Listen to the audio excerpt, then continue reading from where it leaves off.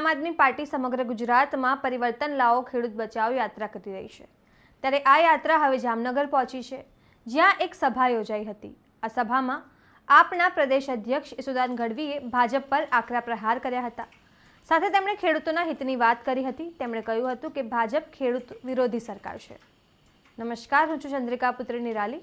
आओ सांभळीए आपना प्रदेश अध्यक्ष ईसुदान गढ़वीए शुं कह्युं। અમે અહીંથી આવતા હતા હમણાં, એટલે બે ખેડૂતોએ ઉભા રાખ્યા કે ઈસુદાનભાઈ એને આ બધું વાગતું હતું, એક મોકો કેજરીવાલને આમ આદમી પાર્ટીને જોઈ ખૂબ ખુશ થઈ ગયા, ઉભા રહ્યા। ઉભા રહીને એટલું કીધું કે ઈસુદાનભાઈ એક વાત મારે કરવી છે। મેં કીધું શું છે?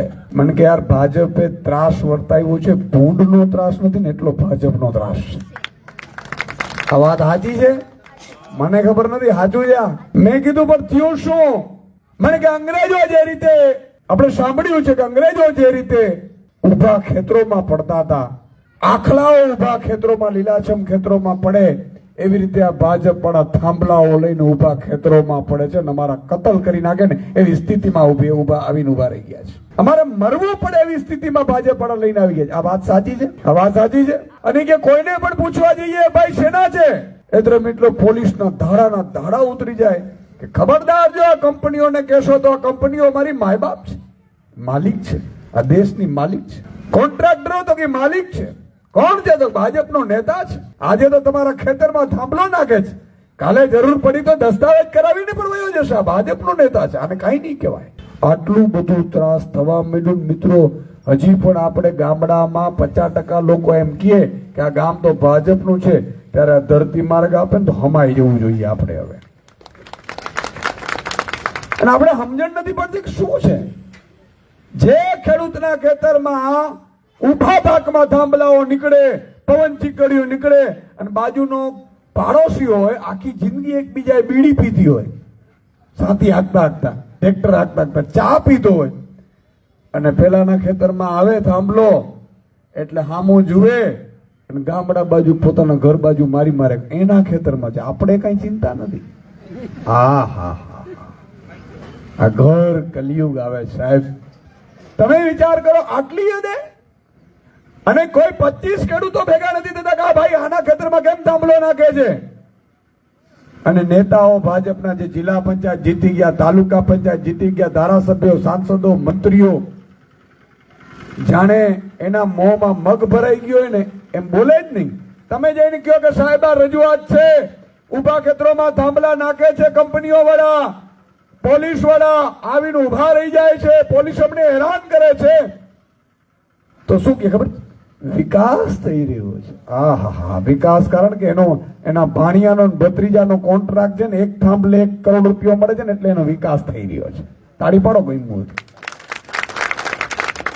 આ તો ગુલામી મિત્રો થઈ ગઈ છે। એનાથી મોટી વાત મારે આપને કરવી છે મિત્રો। આ ખેડૂતોની છેલ્લી અસ્તિત્વની લડાઈ છે। આજે ધોમ તડકામાં તમે પણ અહીંયા ઉભા છો ને અમે ઉભા છીએ, અમને શોખ નથી, અમને પણ તકલીફ પડી રહી છે। આટલી બધી ઘર બહાર છોડીને અમે નીકળી પડ્યા છીએ યુદ્ધના મેદાનમાં। નાની સુની વાત નથી।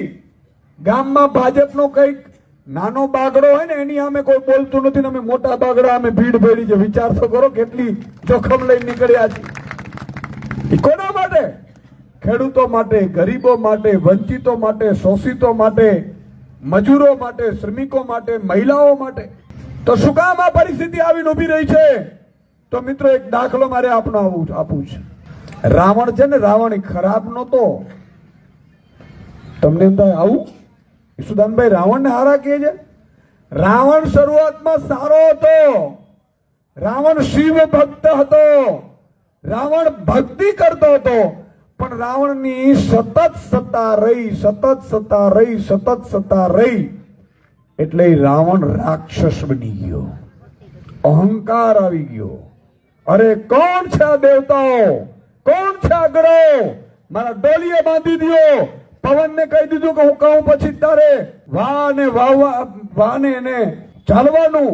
આટલી હદે અહંકાર આવ્યો, અને જયારે એ સ્વયંવરમાં હારી ગયો, ધનુષ તૂટ્યું નહીં, તો એ નક્કી કર્યું કે આ સ્ત્રીને જે અખિલ બ્રહ્માંડની જગદંબા હતી માં સીતાને, એને સાધુ વેશે આવીને ઉપાડી લઈ ગયો। અહંકારી કેટલો હતો!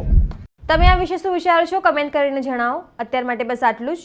સમાચારને લગતી વધુ અપડેટ્સ માટે અમારી વેબસાઇટ www.gujaratplus.in પર પણ માહિતી મેળવી શકો છો. ધન્યવાદ.